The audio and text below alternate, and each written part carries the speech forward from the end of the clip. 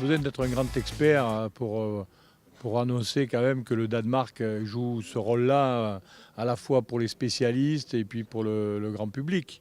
D'abord parce qu'il y a des signes précis. C'est une équipe qui n'a pas perdu le moindre match de toute la compétition. Elle n'a pas survolé tous ses matchs, mais elle a toujours eu la marge. Et puis elle semble avoir un bon équilibre au niveau de sa composition. On ne peut pas dire qu'il y a une base arrière très très forte, mais les avants le sont aussi. Le gardien est bon, la défense est intéressante, le coach est assez charismatique. Donc voilà, ce serait stupide de dire que dans une finale qui va se dérouler au Danemark, que les Danois de 2014 ne soient pas favoris, quoi. Comme c'est un public quand même assez connaisseur, parce qu'il faut savoir que Herning, là où se déroule cette finale, c'est un vrai creuset du handball danois. Tous les clubs danois un peu connus, ils sont autour de cette salle. Donc le public est connaisseur.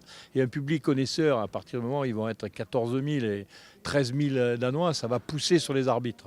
Alors les arbitres, on sait que ce sont des Espagnols, donc peut-être pas si influençables que ça, mais quand même, quand un public commence à vociférer parce que l'équipe adverse garde le ballon et qui veut que le geste du refus de jeu se déclenche, ça va se déclencher plus vite je dirais, contre la France que pour le Danemark. Voilà, donc attention à ça. Mais sinon, c'est à double tranchant le public, hein, parce que le public, il va être derrière son équipe à bloc.